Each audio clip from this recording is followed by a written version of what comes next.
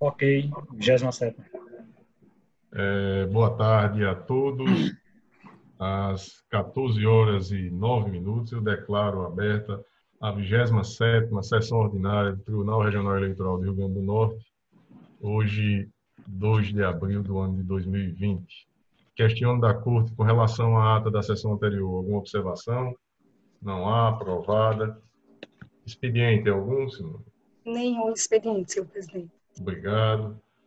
Comunicações, indicações e propostas, mais uma vez, reiterando a oportunidade aqui, que estamos ao vivo no YouTube, todos os prazos do calendário eleitoral estão em curso, vigentes, e temos aí, dia 4 de abril, próximo sábado, que não é o sábado de Aleluia, sábado de Aleluia será somente no outro final de semana.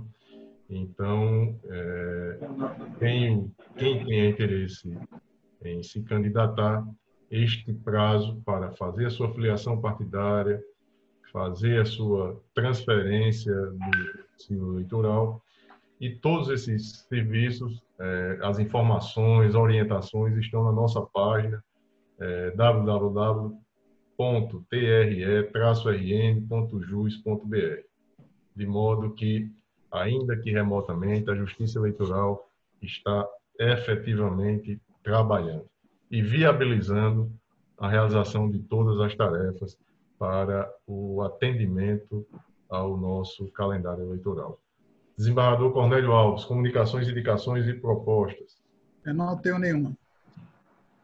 Doutor Carlos Wagner. Sem nenhuma, senhor presidente. Obrigado. Doutor Geraldo Mota. Sem nenhuma, senhor presidente. Doutor Ricardo Tinoco. Também não, senhor presidente.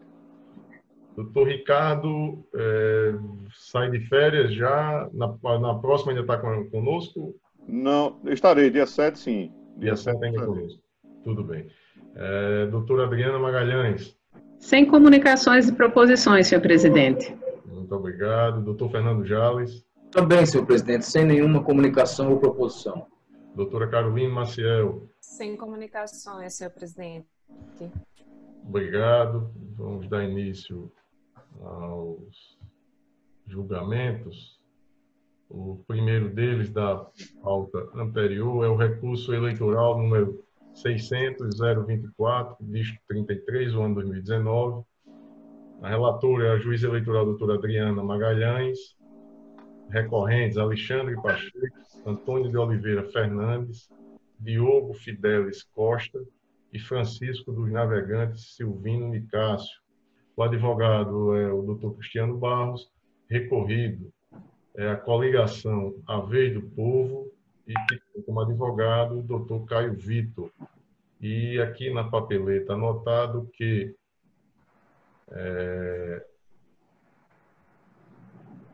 iniciado o julgamento, votou pelo provimento do recurso a relatora, no que foi acompanhada pelo juiz eleitoral Dr. Fernando Jales, pelo desembargador Cornélio e pelo juiz eleitoral José Dantas de Paiva. Pediu vista dos autos o juiz eleitoral Dr. Carlos Wagner. Disse aguardar o voto vista Dr. Ricardo Tinoco. Está em mesa, Dr. Carlos Wagner? Está em mesa, senhor presidente. Excelência, tem a palavra. Senhores julgadores, egrégia Corte Eleitoral, por mais sedutores que se afigurem os argumentos ventilados pela eminente relatora, juíza eleitoral Adriana Magalhães Ferreira, em seu substancioso voto que inaugurou o julgamento deste caso, peço licença para ler o voto e venha para trilhar em sentido diverso. Trata-se de recurso eleitoral interposto por Alexandre Pacheco Antônio de Oliveira Fernandes, Diogo Fidelis Costa e Francisco dos Navegantes Silvino Nicásio, contra a sentença proferida pelo juiz eleitoral da 6ª Zona, que julgara procedente representação, formulada pela coligação A Vez do Povo, ratificando o pedido de tutela de urgência tendente a apagar vídeos de supostos ataques e agressões dirigidas ao então candidato ao cargo de prefeito de Seramirim, Júlio César Soares Câmara, enviadas para grupos de WhatsApp, em período próximo à eleição suplementar, que se avizinhava em dezembro de 2019, e cessar novos envios, além da condenação ao pagamento de multa eleitoral no montante de R$ 5.000 para cada um dos recorrentes, com esteio disposto no artigo 57D, parágrafo 2º da Lei 9.504/97, incluído pela Lei 12.034/2009. Na sessão realizada na data de 27 de março de 2020, após a leitura do relatório e do voto da relatora, que concluiu pelo provimento do recurso interposto, o que foi acompanhado pelos juízes eleitorais Fernando Jales, Cornélio Alves e José Dantas de Paiva, que antecipou seu voto, pedi vista dos autos para melhor análise acerca do cabimento dos precedentes jurisprudenciais invocados relativamente ao aplicativo Facebook para a hipótese da plataforma digital do WhatsApp, levando-se a efeito a sua concepção aplicativa. Os votos que me antecederam trouxeram à baila apenas e tão somente julgados que tratavam da hipótese da propaganda eleitoral ter sido veiculada por meio do Facebook. Aí, julgados do TSE e os 2 julgados desta Corte Regional mencionados nos votos que me antecederam. É o que posso relatar. Reza o inciso 4º do artigo 5º da Constituição Federal, que é livre a manifestação do pensamento, sendo vedado o anonimato. A Constituição, ao vedar o anonimato na expressão do pensamento, visa impedir o abuso no exercício da liberdade de expressão. Essa finalidade constitucional foi muito bem enaltecida pelo excelso pretório no julgamento do mandado de segurança 24.369 do Distrito Federal, de relatoria do ministro Celso de Mello, que em seu voto ressaltou que a proibição do anonimato tem um só propósito, qual seja o de permitir que o autor do escrito ou da publicação possa expor-se às consequências jurídicas derivadas de seu comportamento abusivo. Quem manifesta o seu pensamento através da imprensa escrita ou falada deve começar pela sua identificação. Se não o faz, a responsável por ele é a direção da empresa que o publicou ou transmitiu. Nisso consiste a ratio subjacente à norma, que é escrita no inciso 4º do artigo 5º da Constituição da República, proclama ser livre a manifestação do pensamento, sendo vedado o anonimato. Torna-se evidente, pois, que a cláusula que proíbe o anonimato, ao viabilizar a posteriori a responsabilidade penal e ou civil do ofensor, traduz medida constitucional destinada a desestimular manifestações abusivas do pensamento, de que possa decorrer gravame ao patrimônio moral das pessoas injustamente desrespeitadas em sua esfera de dignidade, qualquer que seja o meio utilizado na veiculação das imputações contumeliosas. O veto constitucional ao anonimato, como se sabe, busca impedir a consumação e abusos no exercício da liberdade de manifestação do pensamento, pois, ao exigir-se a identificação de quem se vale dessa extraordinária prerrogativa político-jurídica, essencial à própria configuração do Estado Democrático de Direito, visa-se, em última análise, a possibilitar que eventuais excessos derivados da prática do direito à livre expressão sejam tornados passíveis de responsabilização a posteriori, tanto na esfera civil quanto no âmbito penal. Todo direito fundamental, à exceção da dignidade da pessoa humana para alguns, é suscetível de restrição e limitações. E no caso da liberdade de expressão, a própria Constituição, com o fim de evitar abuso no seu exercício, vedou o anonimato, o que o tornou um limite considerado imanente, intrínseco ao seu próprio conteúdo. E com isso, dotar a liberdade de expressão do qualificativo de responsabilidade.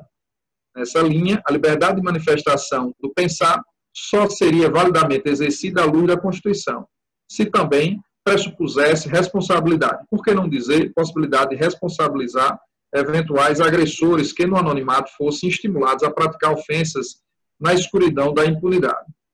No cenário das propagandas eleitorais, a liberdade de expressão ganha contornos particulares na busca incessante por fomentar o debate democrático de visões políticas plurais e inclusivas, não podendo as normas eleitorais exorbitarem de seus limites de modo a desidratar ou esvaziar por completo a livre manifestação do pensar de candidatos, partidos e coligações. Por isso mesmo, José Jairo Gomes leciona que, no caso das redes sociais, a atuação da Justiça Eleitoral deve ser realizada com menor interferência possível debate democrático, e só que as manifestações na rede somente devem ser limitadas quando ocorrer ofensa a direito ou a caracterização de ilícito. Afinal, a expressão e manifestação dos cidadãos na internet e em redes sociais sobre temas político-eleitorais, candidatos e partidos, ainda que haja crítica ou elogio, pode não caracterizar propaganda eleitoral, mas lide no exercício da liberdade fundamental de expressão. É preciso cautela para não se confundir um discurso legítimo, abrigado pelo direito fundamental de expressão, com um discurso espúrio. Não foi à toa que o próprio artigo 57D da Lei das Eleições preconiza que a regra geral é a liberdade de expressão, ao estipular que é livre a manifestação do pensamento, vedado o anonimato durante a campanha eleitoral, por meio da rede mundial de computadores, assegurado o direito de resposta e nos termos dos artigos 58 e 58A e por outros meios de comunicação interpessoal mediante mensagem eletrônica.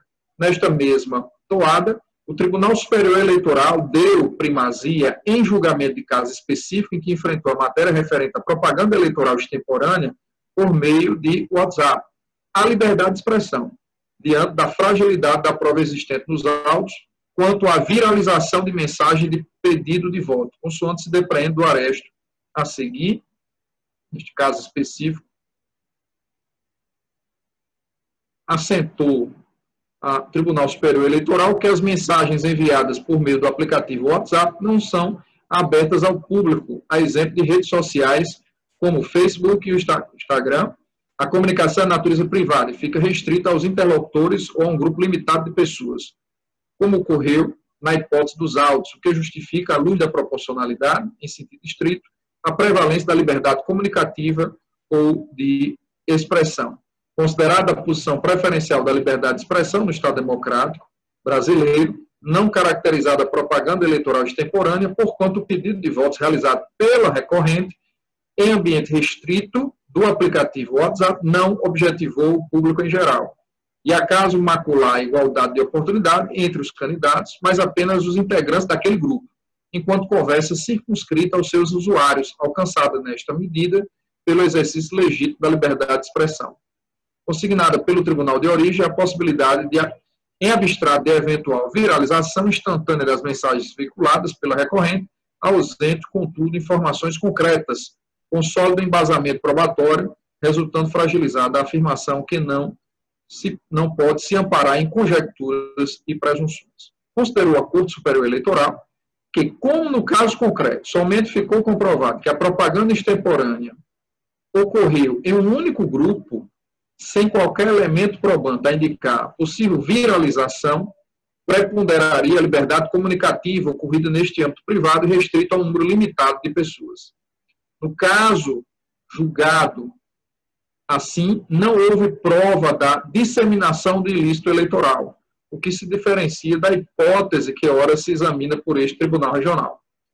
Em outro julgado mais antigo, relativo à pesquisa eleitoral, o TSE fixou critérios para mitigar a liberdade de expressão diante da proteção da veracidade dos dados divulgados ao longo do pleito eleitoral, que interferissem no comportamento do eleitorado, alicerçando-se em alguns elementos ou sintomas denunciadores de que a divulgação dos dados extrapolou a esfera particular, tais como uso institucional comercial da ferramenta digital, propensão ao alastramento de informações, interesses e número de participantes do grupo, finalidade e nível de organização e ou institucionalização da ferramenta, características dos participantes e principalmente do criador ou responsável pelo grupo, pela mídia ou rede social, uma vez que, a depender do seu grau de liderança ou da atuação como formador de opinião, aumenta a potencialidade da informação para atingir um público diversificado, em ambiente propício à manipulação dos interlocutores.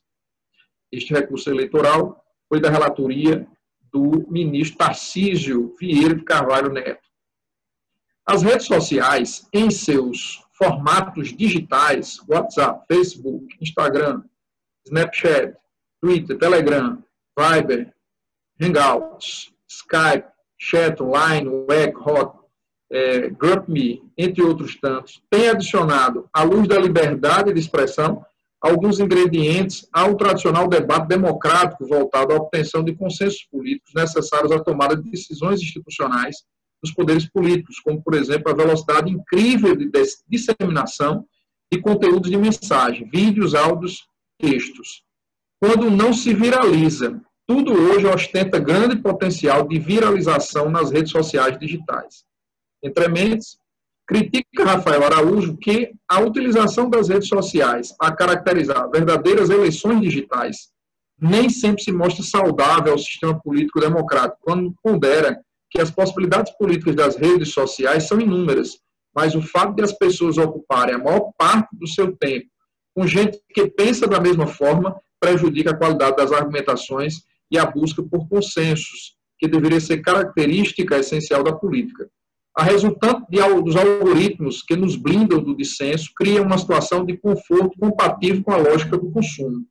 A fidelidade às redes ocorre à medida em que nos divertimos, reforçamos nossos pontos de vista e nossos gostos. Em princípio, não há nada de errado com isso. No entanto, se quisermos pensar sob a ótica da política, a pluralidade é fundamental para o crescimento e a qualificação dos argumentos. Faz parte da política que os opostos se enfrentem como meio de se buscar soluções ótimas. Então, ao adotarmos as redes sob a perspectiva da superficialidade, protegidos pela bolha que nos abarca, o que vemos é a ampliação da despolitização e o afastamento dos eleitores da vida cívica. Esse quadro se agrava, como será demonstrado, a depender do tipo específico de aplicativo utilizado na propaganda eleitoral desencadeada em formato digital. Notadamente porque o acerramento das disputas entre os candidatos, partidos e coligações também instiga depreciações e críticas, às vezes por demais ácidas, ou mesmo inverídicas ou pouco confiáveis, desferidas contra adversários e opositores políticos. Aliás, como chega a vaticinar Hannah Arendt, jamais alguém pôs em dúvida que verdade e política não se dão muito bem, uma com a outra. E até hoje ninguém que eu saiba incluiu entre as virtudes políticas a sinceridade. Sempre se consideraram as mentiras como ferramentas necessárias e justificáveis ao ofício, não só do político ou do demagogo, como também do estadista. Victor Di Martino identifica no âmbito das redes sociais digitais uma guerra depredatória de informações em época de campanha eleitoral, atacando com especial destaque o WhatsApp, ao pontificar que criticar o oponente, seja por sua trajetória, seja por suas ideias, é absolutamente legítimo e necessário. Desconstruir a imagem dos adversários e fortalecer a sua é parte do jogo democrático. A questão é quais armas e quais táticas devem ser usadas nessa disputa.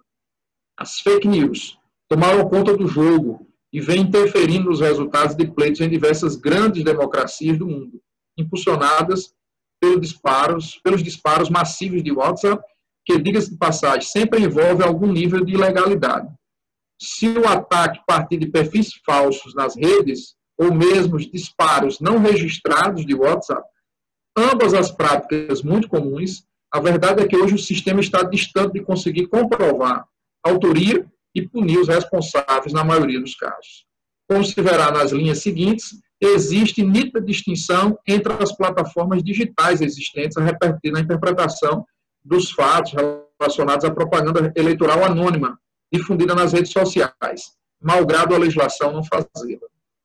É uma regra comezinha de interpretação a afirmação de que onde a lei não distingue, não cabe ao intérprete fazê-lo.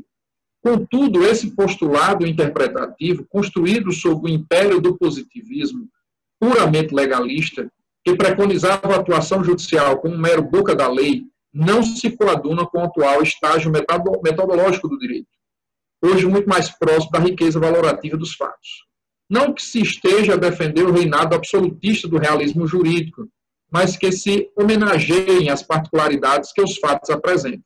E neste ponto em particular, costuma-se, isso não é algo simples de detectar, equiparar todas as plataformas digitais entre si, unicamente devido ao fato de se tratarem de espécies de redes sociais. E a legislação eleitoral, em especial as resoluções do TSE, seguiu essa trilha, sem estabelecer diferenciações entre os aplicativos existentes. No entanto, um detalhe chama a atenção e que merece ser considerado na interpretação do artigo 57D da Lei 9.504. A diferença, como se estrutura e se opera cada um dos principais aplicativos digitais em relação à configuração do anonimato. Em princípio, na esteira do pensar de Alana Gama, em estudo por ela realizado no grupo de pesquisa em interações, tecnologias digitais e sociedade, no que concerne à estrutura, o Facebook é a maior plataforma de rede social do mundo, atingindo em 2017 a meta de 2,3 bilhões de usuários ativos. No Brasil, a plataforma chegou a 127 milhões de usuários mensais. Através dela, o usuário pode interagir com seus amigos através do compartilhamento de conteúdos em diferentes formatos, como fotos, textos, vídeos, GIFs. E a mais recente forma de interação são os stories. Para além disso, também existe a possibilidade de comunicação via chat, através do Messenger. Os conteúdos podem ser compartilhados de forma pública ou privada, quando só os amigos do usuário podem ver. O Instagram é uma plataforma de redes sociais que permite aos usuários o compartilhamento de fotos e vídeos gravados ou transmissões ao vivo, além de também possuir atualmente a possibilidade de chat e stories, vídeos de até 15 segundos e ou fotos que podem ser personalizados com textos e emojis e ficam disponíveis apenas por 24 horas na plataforma do usuário. Já o WhatsApp, considerada a rede de Instant Messenger mais popular do Brasil, permite que o usuário envie mensagens de texto, imagens, áudios, vídeos, documentos em PDF, além de fazer ligações grátis através da internet. Mais recentemente, a plataforma permite também que os seus usuários publiquem stories, no mesmo formato que das outras plataformas. Neste formato de arquitetura, a plataforma não oferece feed de mensagem e sua rede de relacionamento é formada a partir do contato de telefone entre os indivíduos que possuem um aplicativo no celular, que podem tanto enviar mensagens diretas a um contato, quanto enviar e receber conteúdos de forma instantânea. As características da arquitetura de cada uma dessas plataformas moldam as possibilidades de sociabilidade dos usuários, fazendo com que em cada uma delas seja entendida como um tipo específico de ambiente, solicitando dessa maneira uma forma específica de comportamento e apresentação de si. Lembra Juliana Fratini que a comunicação digital política teve o WhatsApp, empresa da qual o Facebook é proprietária, como protagonista para o envio de mensagens em 2018. O WhatsApp é a segunda maior rede do mundo, com 1,5 bilhões de usuários, menor apenas do que o próprio Facebook, que possui 2,5 bilhões. É curioso que, apesar de todo o histórico das fraudes ocorridas em eleições ao redor do mundo, apenas em julho de 2018, uma medida tenha sido tomada para evitar a proliferação de notícias falsas no canal. A solução criada pelo WhatsApp foi limitar o envio e encaminhamento de mensagens para até 20 pessoas. Até então, o envio podia ser feito para 250 pessoas. Depois, a empresa reduziu o envio para, no máximo, 5 pessoas de cada vez. Contudo, nenhuma medida para o rastreamento da fonte foi tomada. Porém, estudo realizado pela Universidade Federal de Minas Gerais, noticiado em matéria jornalística pelo jornal Estadão, do dia 29 de setembro de 2019, a restrição no limite de encaminhamentos no aplicativo WhatsApp não se afigura eficiente no combate à propagação de campanhas de desinformação virais, uma vez que não consegue impedir que uma mensagem atinja toda a rede de usuários rapidamente.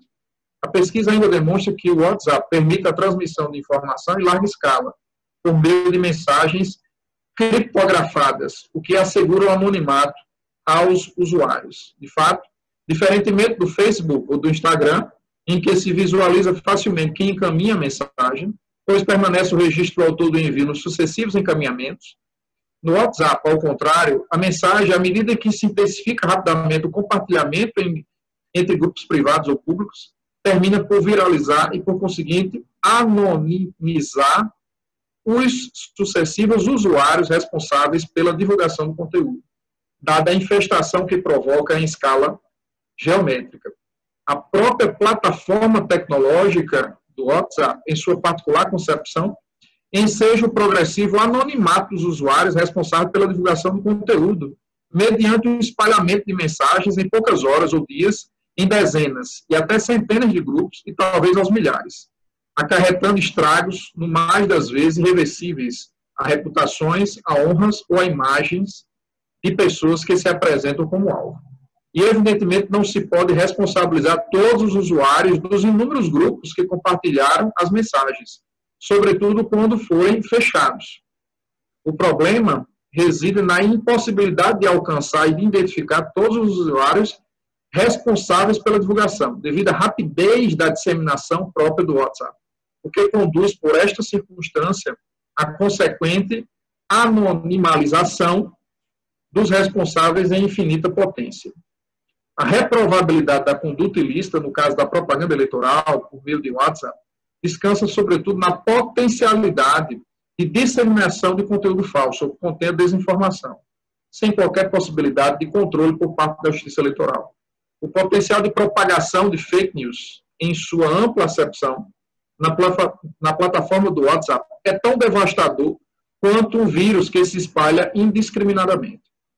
No WhatsApp, inclusive, há uma funcionalidade disponível na plataforma consistente no simples repasse através do termo encaminhado, que dificulta a responsabilização da cadeia de usuários que divulgam conteúdo. Não resta a menor sombra de dúvida, inclusive, até mesmo intuitivamente, se chega à mesma ilação de que, embora se trate de redes sociais digitais, o WhatsApp se diferencia do Facebook e do Instagram, consoante explica a literatura atinente à tecnologia da informação e da comunicação. Rafael Bergamo, nesta mesma linha de ideia distintiva entre as plataformas digitais, registra com precisão que cada rede tem sua estratégia de atuação. O WhatsApp passa a ser vital com medo de disseminar conteúdo. Todos estão no WhatsApp. Uma rede sem automatização, exigindo um grande trabalho manual, mas que alcança 100% dos contatos e viraliza como uma grande epidemia. A base de apoio ganha maior importância. Os mais ativos têm a missão de organizar grupos e listas de transmissões. É preciso estar atento e alimentar a rede sedenta por novidades, projetos e solicitações de todo tipo. Novos membros chegam todos os dias e devem aumentar a base. A organização fica em voga de novo. Instagram é a rede que cresce cada vez mais com a entrada da classe média e baixa. Entrega mais que o Facebook, mas restringe a comunicação com um apelo extremamente visual e baixa interação se comparado ao Facebook, que ainda lidera uma maior base de usuários ativos. A entrega da rede de forma orgânica não paga, ou seja, quantos usuários recebem de fato o conteúdo publicado, virou uma pequena degustação. No Facebook, estamos falando de uma entrega orgânica de menos de 2% para a base de seguidores. Se você tem uma página com 100 mil seguidores e publica um conteúdo, efetivamente, menos de 2.000 vão receber. É muito pouco. E cada vez será menos. Isso por quê? Porque o Facebook, como qualquer outro produto, quer cobrar para você utilizar. André Torreta ainda complementa que nossa grande rede social é o WhatsApp. E nos Estados Unidos, o Facebook. Isso também influencia. No Facebook, há formatos comerciais para impulsionamento e segmentação de mensagens. No Brasil, o Facebook declara ter 127 milhões de usuários ativos mensais.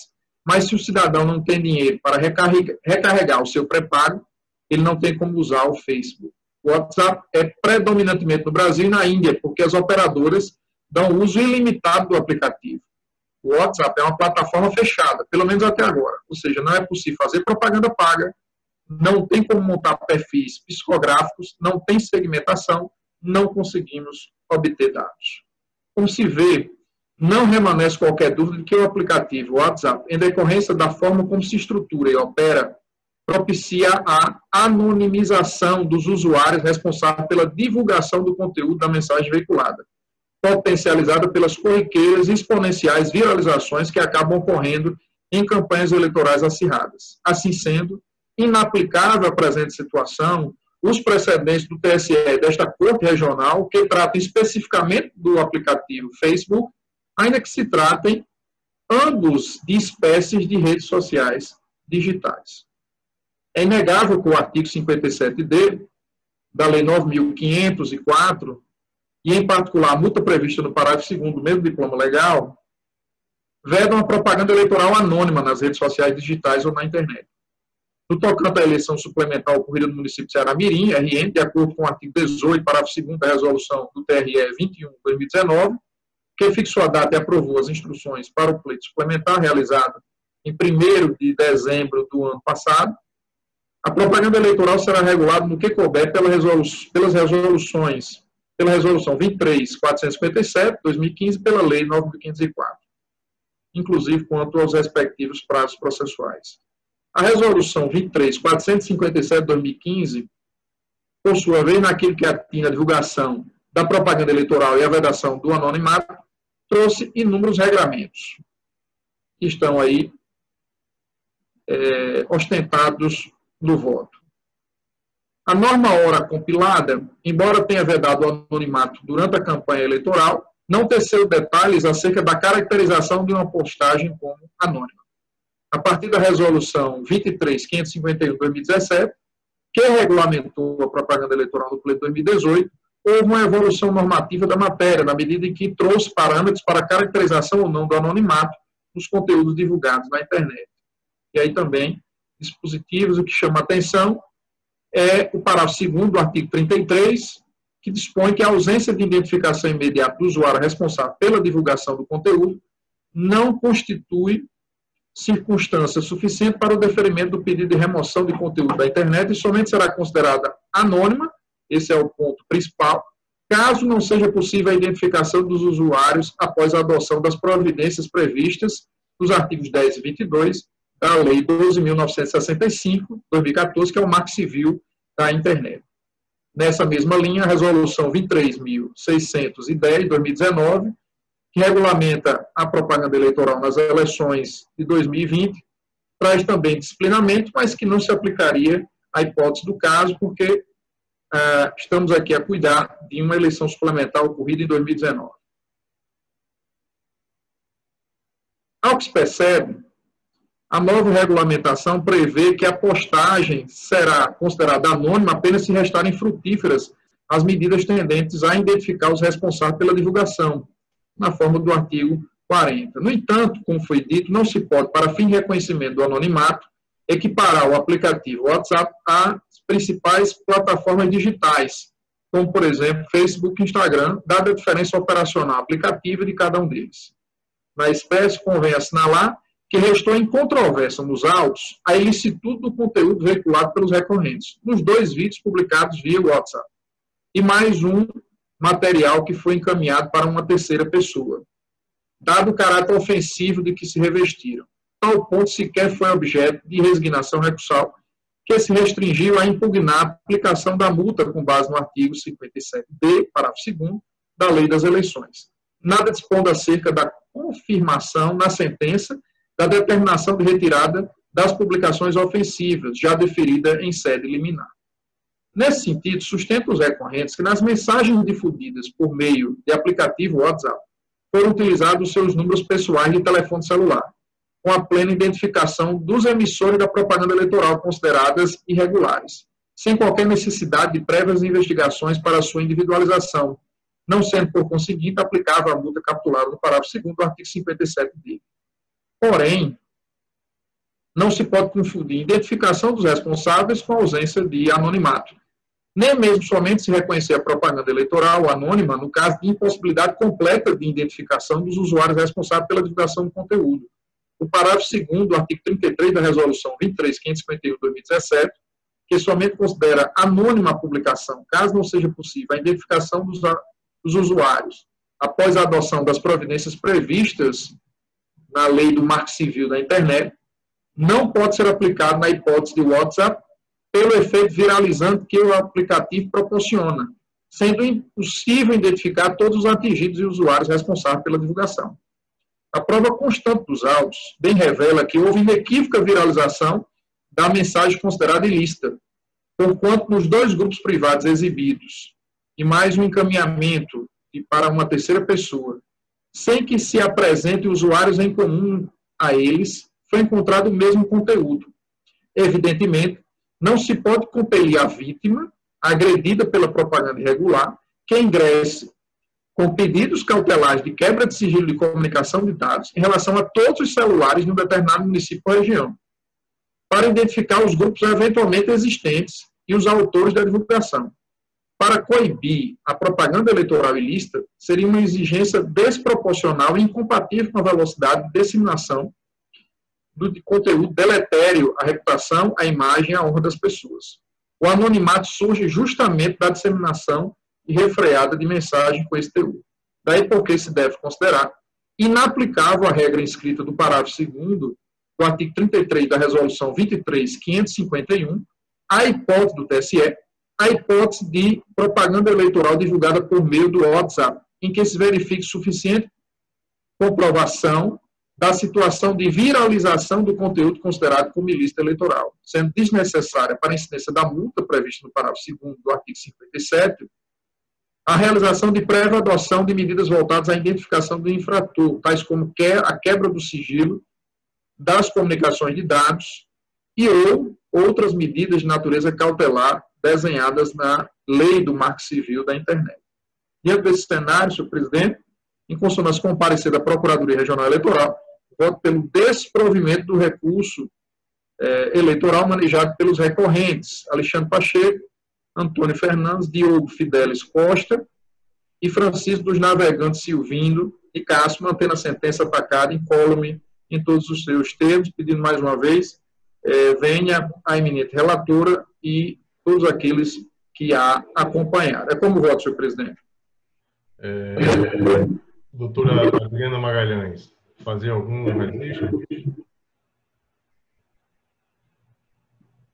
Não, senhor presidente, eu acho que não há ao que acrescer. A meu ver, e está bem externado no voto, o tipo penal, o elemento do tipo já foi definido pela jurisprudência, a questão do anonimato, e, obviamente, nessa linha de pensamento é a discordância de Dr. Carlos Wagner. Então, eu mantenho integralmente o voto na forma em que foi posto. Perfeito. Doutor Ricardo Tinoco, como vota Vossa Excelência?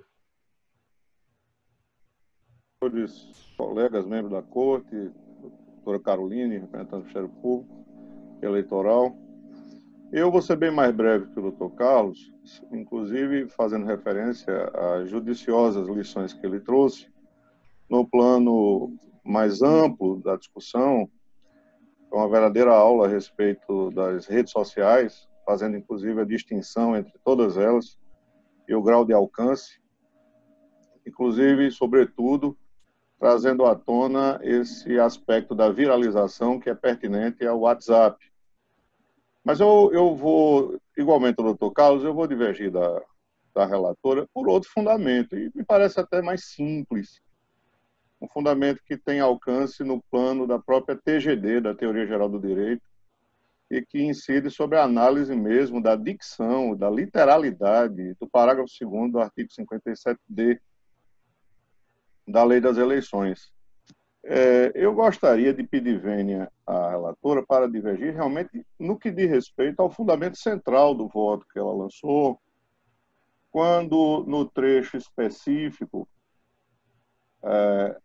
há um parágrafo, eu gostaria de fazer aqui a referência expressa ao parágrafo, quando a mesma assim dispõe, abre aspas, nesse cenário, a ausência de dúvida quanto à autoria dos responsáveis pela disseminação do conteúdo considerado irregular afasta naturalmente a alegação de anonimato e, por conseguinte, a aplicação da multa prevista no parágrafo 2º da norma em comento.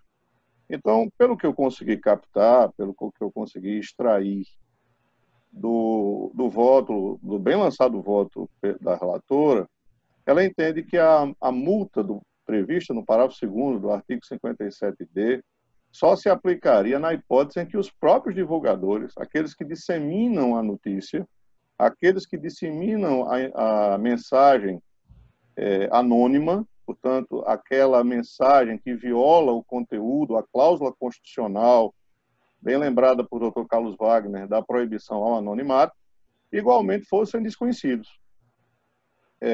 O fundamento que a digna relatora usa é a ausência de dúvida quanto à autoria dos responsáveis pela disseminação de conteúdo considerado irregular, afasta naturalmente a alegação de anonimato, por conseguinte, a aplicação da multa prevista no parágrafo 2º. Ora, a multa prevista no parágrafo 2º do artigo 57 pressupõe exatamente, com a permissa vênia, com a merecidíssima vênia, pressupõe exatamente o conhecimento de quem divulga. Porque a ratio essendi da norma punitiva, da norma sancionatória, é punir quem divulgou. O parágrafo 2º do artigo 57D não faz alusão ao anonimato propriamente dito, porque a anônima deve ser a mensagem. Anônimo deve ser exatamente o conteúdo da mensagem veiculada, e não a identidade de quem a divulga.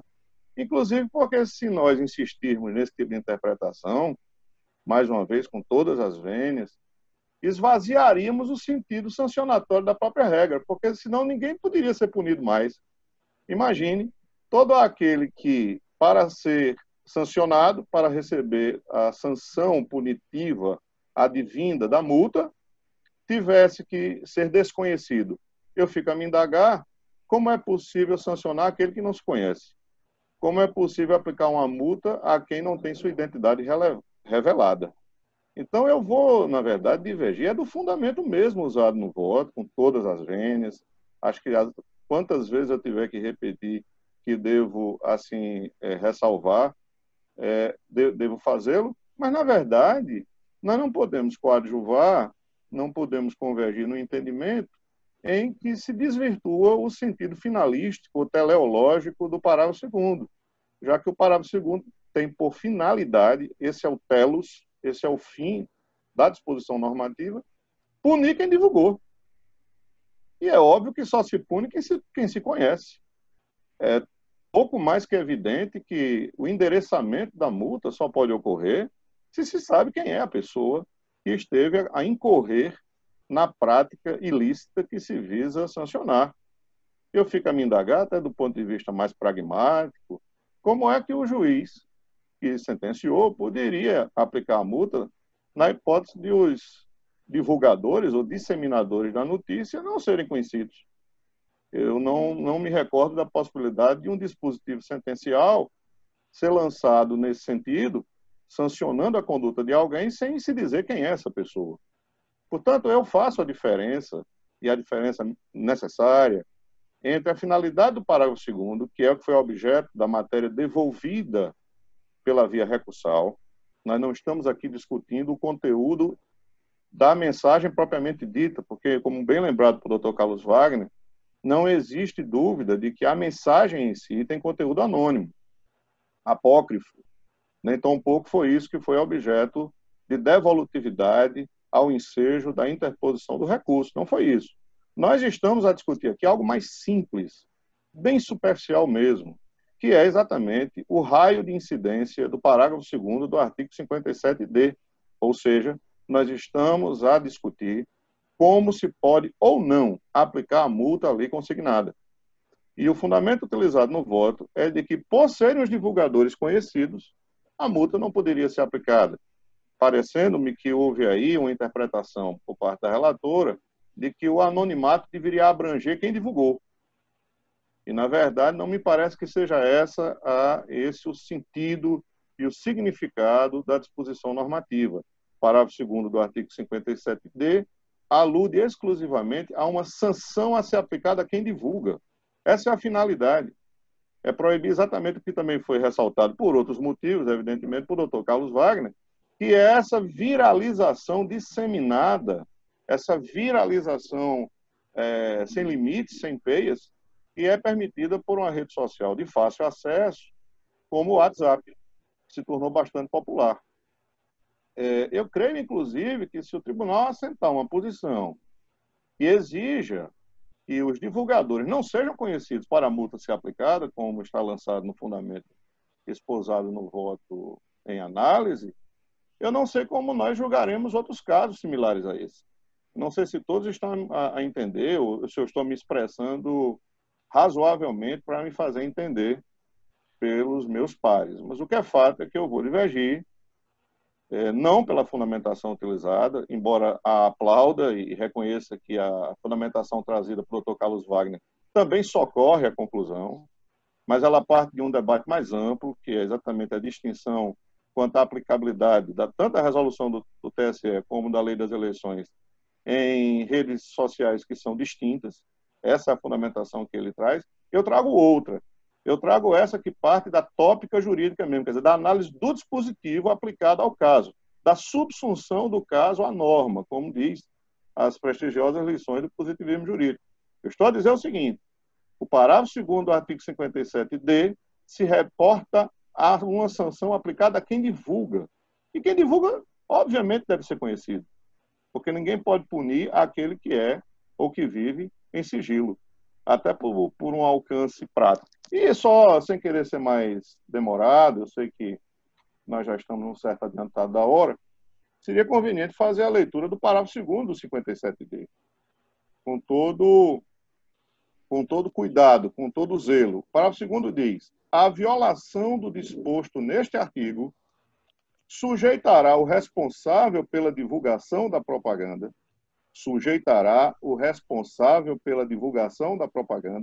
e, quando comprovado seu prévio conhecimento, o beneficiário, a multa no valor de 5 mil a 30 mil reais. Ele não faz nenhum discrimen com relação a se conhecer ou não a identidade de quem divulga.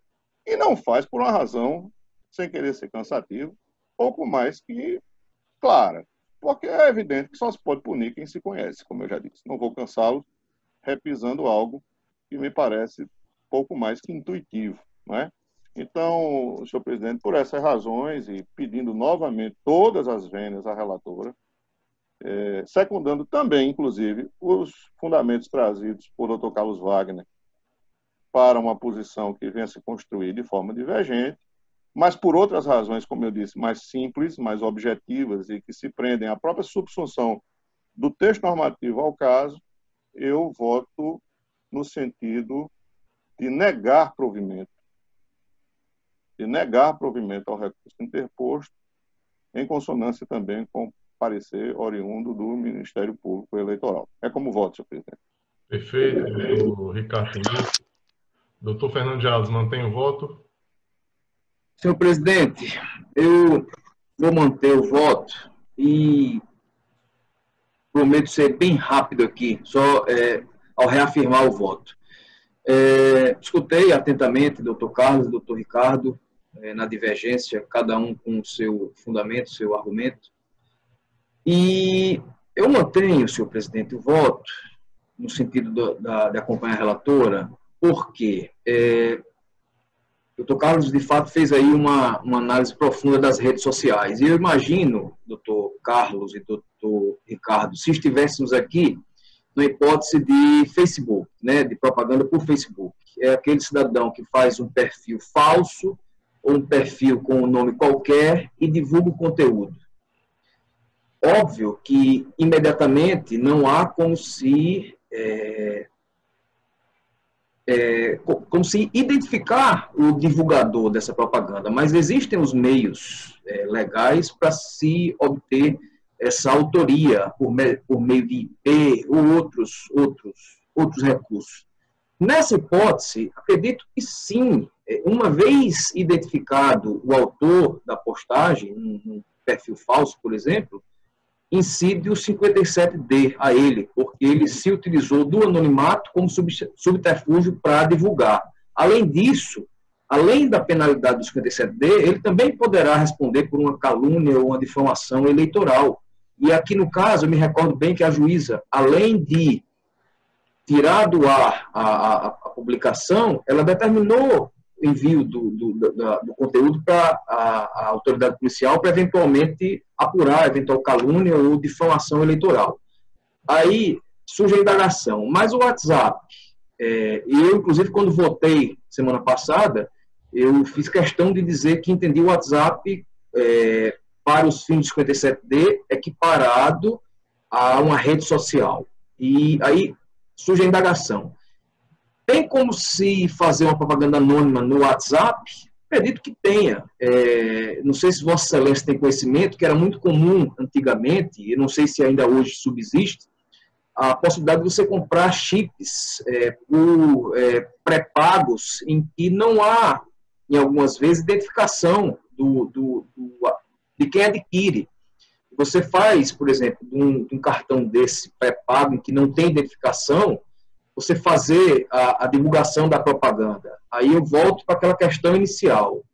Caso, posteriormente, esse autor, o dono desse chip, quem foi lá e comprou, através tem até um recurso chamado e-mail, que cada número, cada aparelho de telefone, ele tem, e tem como se identificar. Uma vez, lá na frente, durante a instrução processual, se identificar o autor dessa postagem, por meio de um telefone, enfim, nesse sentido, um pré-pago, por exemplo, incidiria em relação a ele a penalidade do 57D. Por quê?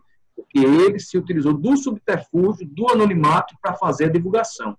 E ele, além da multa do 57D, também responderia, eventualmente, por calúnia ou difamação eleitoral. Então, eu faço só essas breves considerações, senhor presidente, para reafirmar que acho que a norma lá, realmente, ela veda a divulgação da propaganda de forma anônima. O conteúdo da divulgação são os 500. E, doutor Ricardo, há sim possibilidade de se identificar posteriormente, às vezes até no mesmo procedimento. E uma vez identificado posteriormente, cabe também uma outra representação do Ministério Público Eleitoral para fins de aplicação da penalidade. Então, com esses brevíssimos fundamentos, senhor presidente, eu acompanho, reitero o meu voto em consonância com o que disse a relatora.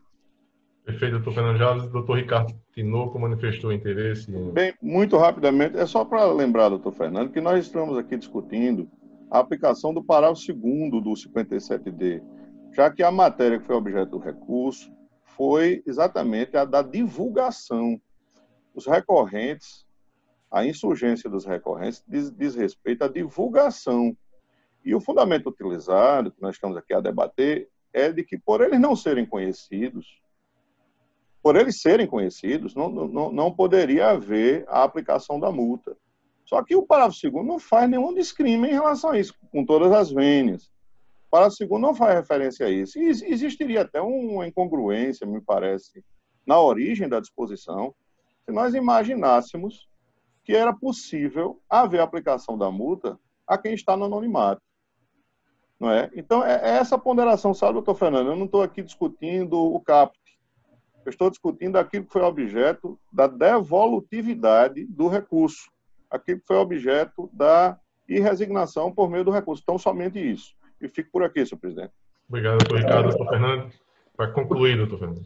Para concluir, doutor Ricardo, há sempre na doutrina, inclusive na jurisprudência também, aquela questão da autonomia de eventuais parágrafos em relação ao caput, né, de artigos. E, no caso do parágrafo 2º, eu acho que ele está umbilicalmente atrelado ao caput, ao falar do anonimato.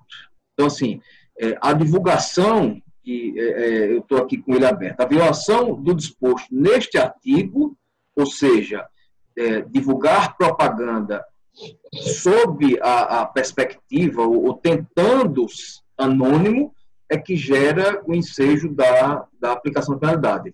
E, óbvio, rogo todas as vênias e tenho muito respeito pelo entendimento de Vossa Excelência, muito respeito mesmo, mas tenho só também essa concepção de que esse parágrafo 2º aí, ele está atrelado ao caput, que é o que veda efetivamente o anonimato. Desembargador Cornélio Alves, mantém o voto? Mantenho sim, na mesma linha da relatora. Perfeito.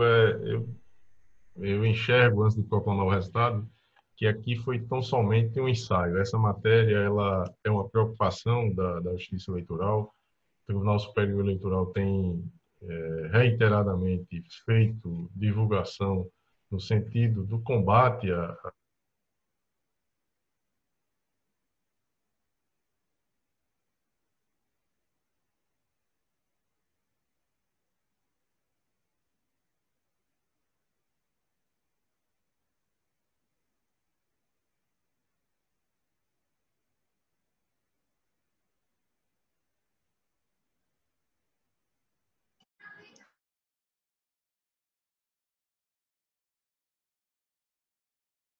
Santana Júnior na qualidade de tesoureiro. O advogado é o mesmo. E doutor Fernando Jales, processo em mesa. É mesmo, senhor presidente. Vossa Excelência tem a palavra. Processo já apregoado, Vossa Excelência. Trata-se de embargo de declaração com efeitos infringentes oposto por Valber Lopes Pinheiro Júnior e Henrique Eufrásio de Santana Júnior contra a acordo deste tribunal que, por unanimidade de votos, em consonância com o parecer da Procuradoria Regional Eleitoral, desaprovou a prestação de contas do Partido Popular Socialista, PPS, referente ao exercício financeiro de 2016, bem como impôs à agremiação a obrigação de recolher ao Tesouro Nacional o montante de R$ 195.510,55. Eu cito, senhor presidente, no voto que eu disponibilizei para Vossa Excelência, o inteiro teor aqui do acórdão embargado. Preliminarmente, defendem os embargantes a tempestividade dos declaratórios, ao argumento de que estes foram enviados um dia após o encerramento do prazo processual, 28 de janeiro, em razão de indisponibilidade do sistema de peticionamento eletrônico no dia 27 de janeiro. Em endosso ao alegado, junto à reclamação enviada às 19h41 de 27 de janeiro, a este tribunal por intermédio do Serviço de Informação ao Cidadão. Alegam que o deciso, em conservado nulidade, uma vez que o presidente e tesoureiro, ora embargantes do órgão partidário, não foram notificados acerca do parecer técnico preliminar, o que ensejou o cerceamento de defesa a autorizar a invalidação do quanto decidido e de todos os atos praticados depois do momento processual em que a comunicação reputada negligenciada deveria ter sido realizada. Ademais, sustentam que este órgão julgador não apreciou o expresso e oportuno pedido de produção de prova, consubstanciada no fornecimento pela Secretaria Judiciária de certidão, dando conta da data exata da ordem de suspensão, circunstância que também, no entender dos embargantes, atrai a nulidade do julgado. Aqui, senhor presidente, foi que na época nós mandamos ele devolver dinheiro porque ele estava com suspensão de recebimento de cota de fundo e mesmo assim recebeu. Forte nesses argumentos, postula o saneamento dos alegados vícios e consequente anulação do deciso e restabelecimento dos prazos e fases processuais, a partir das folhas 132. Com vista dos autos, a Procuradoria Regional Eleitoral emitiu parecer, em sede do qual pugna preliminarmente pelo não conhecimento do recurso, ao argumento que este foi manejado após o trido legal e, no mérito, opina pelo desprovimento. É o relatório, senhor presidente. Em discussão. Aprovado o relatório, como vota Vossa Excelência? Senhor presidente, em relação à preliminar de intempestividade, eu não vou ler aqui o voto, que já está disponibilizado, mas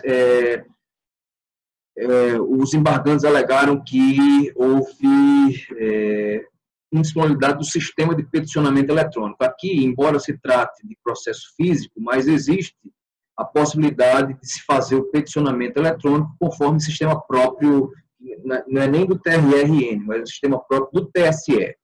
E os embargantes alegaram que o sistema estava indisponível no dia 27 de janeiro, era o último dia do prazo, e em consulta que fizemos, de fato, ao TSE, foi provado nos autos que o sistema estava efetivamente indisponível. E, em razão disso, senhor presidente, eu estou rejeitando a preliminar de intempestividade, entendendo que houve justa causa para o aforamento do recurso um dia após o prazo, que seria fatal. E é como voto, senhor presidente, em relação à preliminar.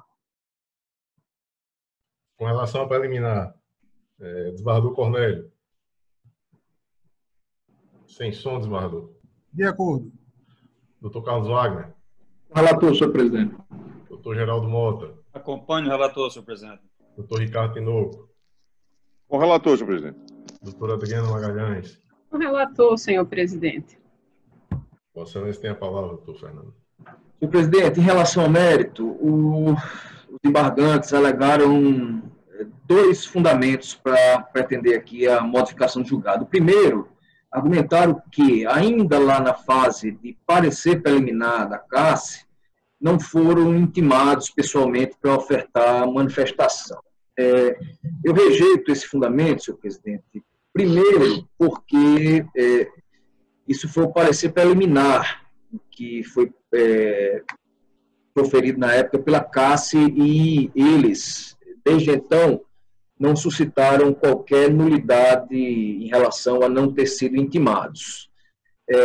Segundo, senhor presidente, o advogado que acompanha o partido, o PPS, é exatamente o mesmo dos embargantes. Então, eles, por ser o advogado, tiveram ciência inequívoca do conteúdo da CASSE, né? Argumento também, para rejeitar esse fundamento, que esse parecer da CASSE, ele é tão somente opinativo, sem qualquer caráter vinculante. E, além disso, senhor presidente, como foi decidido aqui semana passada, nos embargos da relatoria do doutor José Dantas, entendeu-se que nós rejeitamos àquela altura e os dirigentes partidários, nesse tipo de prestação de contas, eles têm papel secundário e somente em hipóteses excepcionalíssimas, garantido, por óbvio, contraditório para a defesa e procedimento próprio, é que eles podem ser eventualmente responsabilizados. Então, em razão de tudo isso, senhor presidente, eu estou rejeitando esse fundamento de cerceamento de defesa.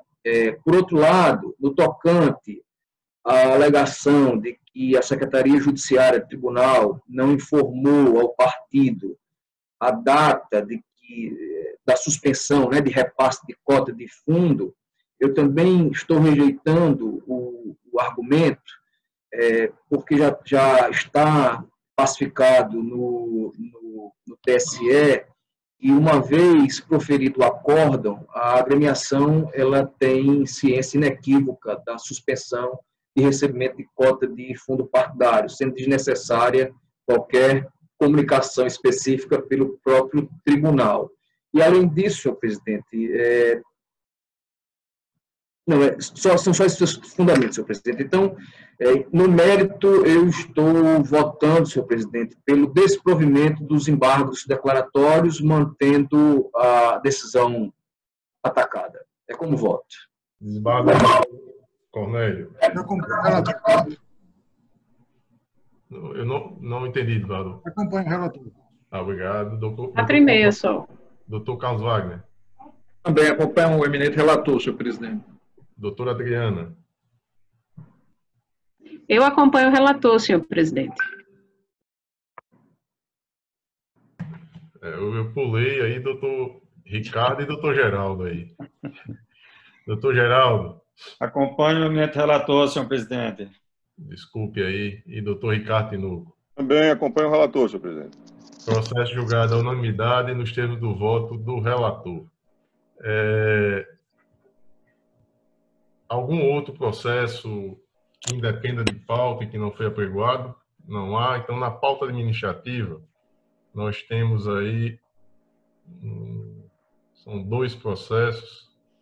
O primeiro é o 600.002/56, do ano 2020. O interessado é a 23ª Zona Eleitoral.